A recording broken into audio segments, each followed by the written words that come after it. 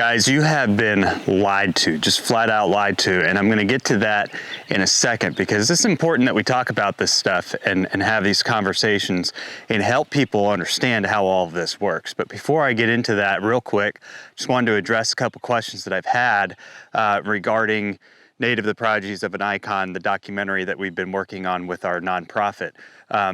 The first question I've had several people ask me is I've been sent the American Buffalo several times by Ken Burns, and people ask, is this the documentary that you've been working on? And no, Ken Burns is a masterful storyteller, and he has put together a documentary that I've heard a lot of, I've heard a lot of mixed things about it. I've heard a lot of good things. I've heard a lot of negative things about it as well. But that documentary is very different than the one that we have put together. And we're telling two very different stories when it comes to bison and the buffalo. I think that this kind of leads into the conversation I'm going to have with you guys today because, you know, when it comes to journalism, there are facts. Ken Burns' documentary is based on facts. And depending on how that presenter puts it to you, those facts can often be twisted because everybody who presents information and facts are presenting it from their viewpoint, which is an opinion. And it's our job as people to decipher, you know, and to pull the facts and create our own opinions. It's very important that we try and educate ourselves to create our own opinions. I think that Ken Burns' documentary is going to be a great documentary to watch, and it covers a part of history that is very, well, it's a very dark side of history when you get down into it, and he does project this array of hope at the end. Our documentary is a little bit different, and the fact that we kind of carry that story on into modern time. And this animal that is depicted in these times of troubles and times of turbulence is then pictured in our documentary as an icon that has united people on many different fronts, and it's an incredible conservation story that includes a lot of people.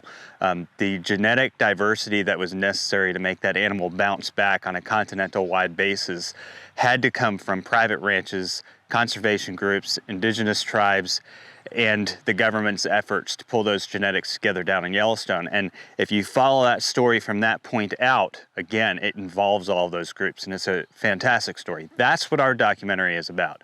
The Ken Burns' documentary is going to focus a little more on the demise of the bison. All facts, all true. We will have, I'll put up a thing on our community board just saying when the travel vlogs, which are the behind the scenes vlogs, our documentary won't come out until 2025. The behind the scenes vlogs, I'll put a schedule out. I'll put one out after this video today, and I'll try and put one out each Sunday. So you know when those are coming out. If you're just tuning in for that, I completely understand. As far as today's topic on As a Man Thinketh, you guys have been lied to time and time again.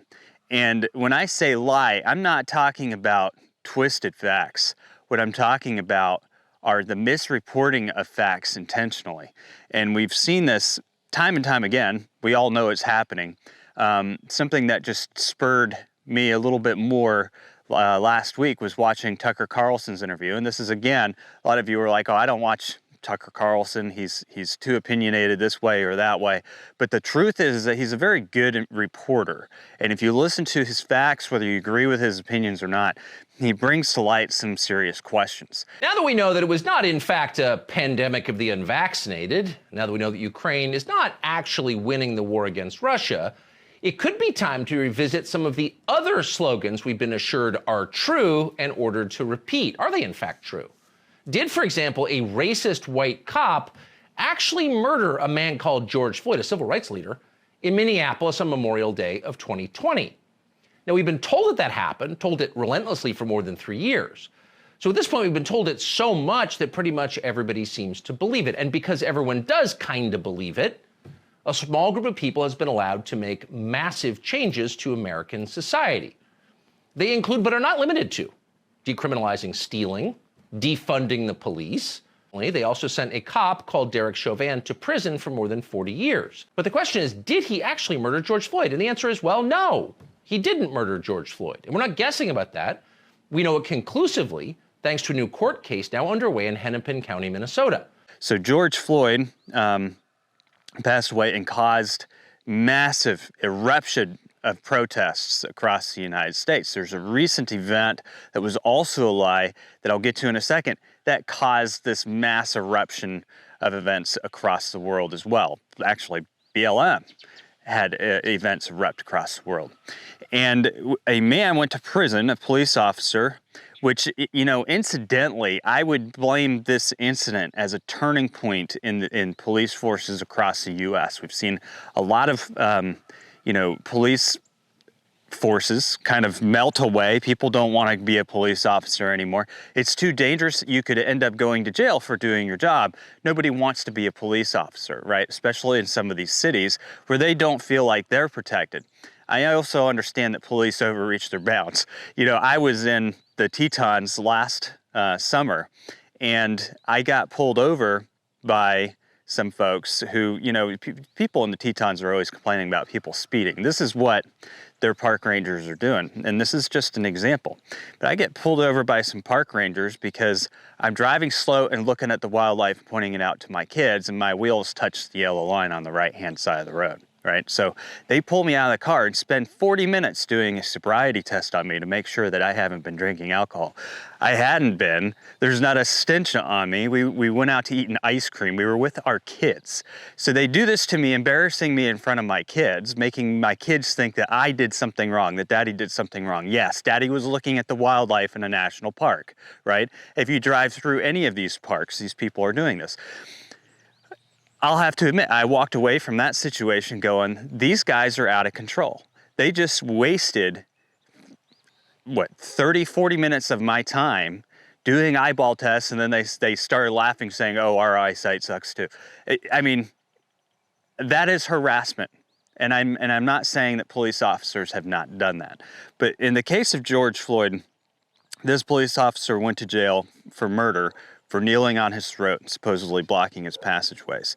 And there was also reports of an autopsy that showed an elephant dose of fentanyl in this guy's system that would have killed anybody. Oh. In other words, George Floyd, according to the official autopsy, was not murdered. He died instead of what we used to call natural causes, which in his case would include decades of drug use.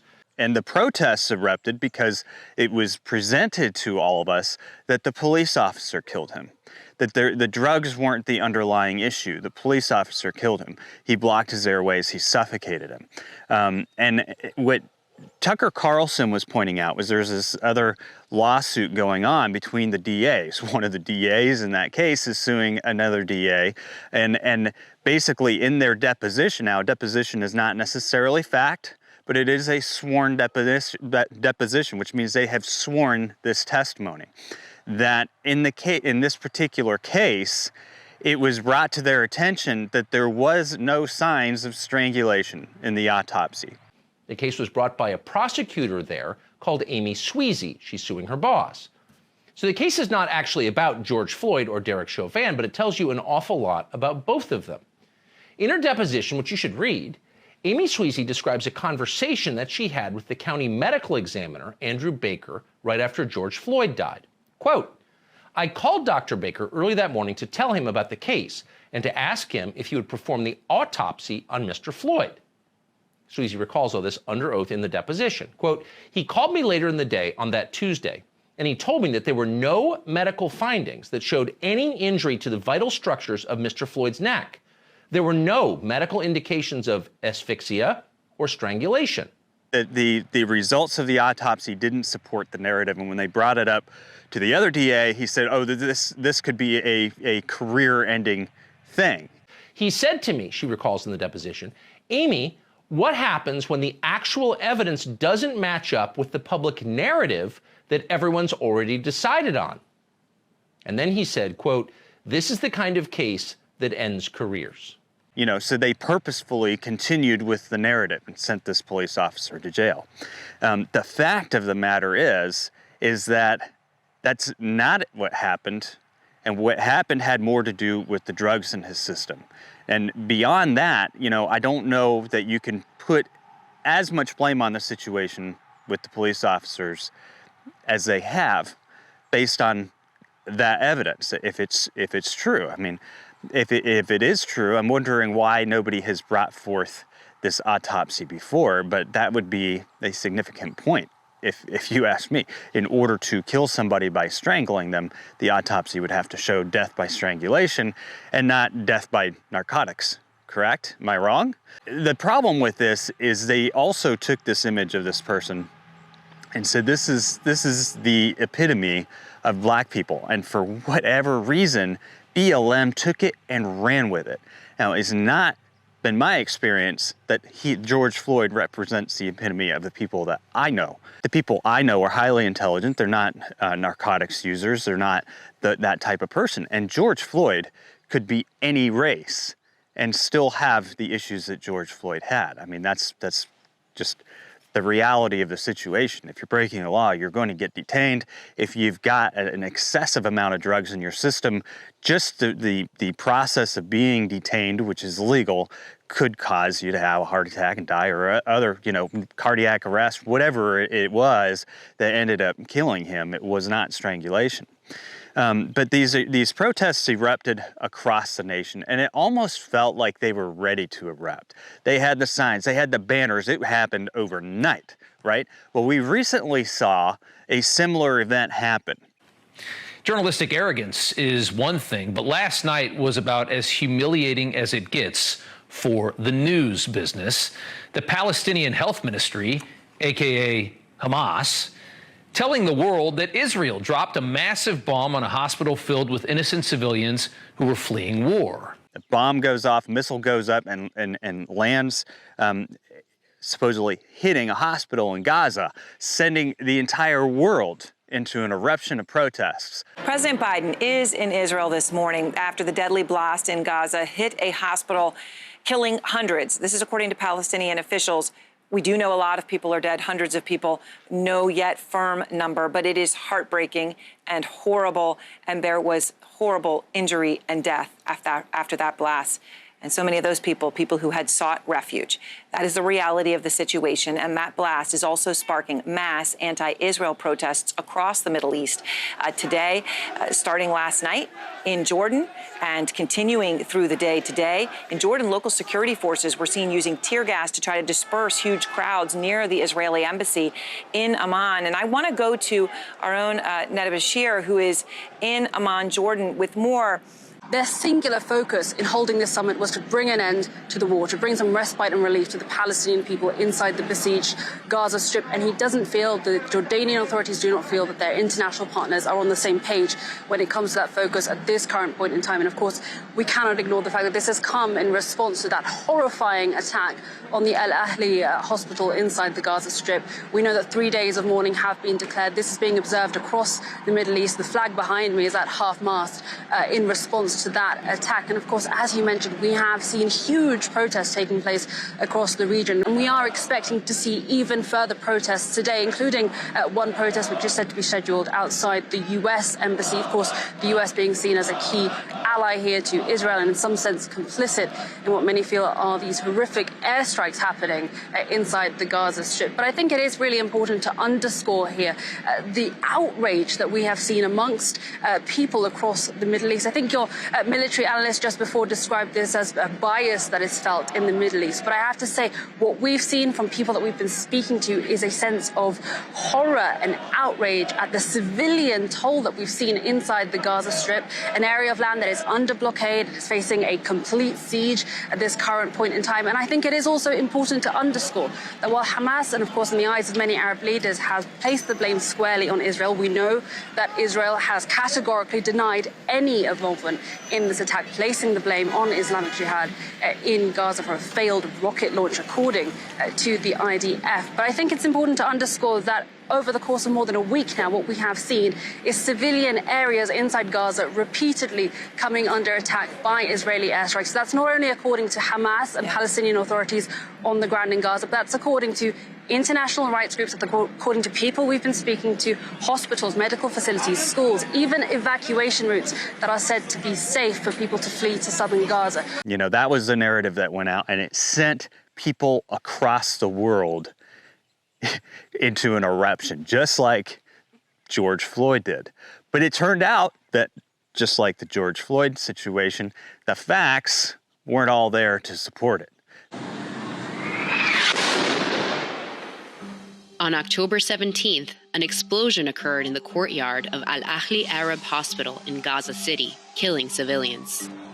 Palestinian officials blamed Israel, but a visual analysis by the Wall Street Journal shows that the explosion was caused by a failed rocket launched from inside Gaza, where Hamas and Palestinian Islamic Jihad have been shooting rockets into Israel since the war began 2 weeks ago. At around 6:59 p.m. local time, 4 cameras capture the moments before and after the incident. The rocket heads west in the direction of camera 3, with the hospital in its path. 15 seconds after launch, the rocket fails completely and breaks apart. There's a small explosion on the ground, then a second, larger explosion at the site of the hospital. The facts were completely misconstrued. And if you follow the news articles, they actually changed the titling in the original news articles as facts came out to try and fit the narrative. Let's look at the evolution of the Times headline in the last 24 hours, starting with Israeli strike kills hundreds in hospital, Palestinians say. Nope, dead wrong. Next, at least 500 dead in strike on Gaza hospital, Palestinians say. Nope, it wasn't a strike. That implies it was intentional, and there certainly aren't 500 dead, so they change it again. At least 500 dead in blast at Gaza hospital, Palestinians say. Okay, we fixed the strike wrong. We're still at the 500 dead, but, you know, it's the New York Times. You're never going to get it fully right. Now, the most disturbing part about all of this is that these news organizations that are putting these stories out there, creating the narrative that is then creating people to occupy our capital, creating social unrest, creating a disturbance of peace, are the ones who are fact-checking everything. Imagine that. The largest fact-checking organizations in the US are funded by the Times. Shouldn't surprise you that when a missile that goes off and lands next to a Gaza hospital in the parking lot, that was shot off in a cemetery behind the hospital, and apparently about 30 to 40% of the missiles that are shot off by Hamas do fall short and end up damaging their own infrastructure. It's on video, comes down, lands in the parking lot, blows up, and it immediately goes out to these news organizations, which I haven't traced the whole money trail. I've kind of given up on that because I know what's going to happen to me.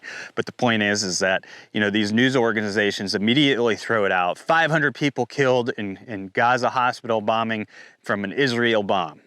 Doesn't really matter at this point, though. The damage is already done. Massive protests, violence at the U.S. and French embassies in Lebanon, violence at the Israeli embassy in Turkey, and reinvigorated protests all over the world. Great news for Hamas. I mean, Hamas couldn't ask for better news than this. Protests everywhere, including right here in the United States. One of our viewers pointed out, everybody around the world had the same flags, had the same slogans, had everything was the same. It was as if it was planned, because it was. It was planned. They were waiting for the single event that they could to disrupt as much as they possibly could.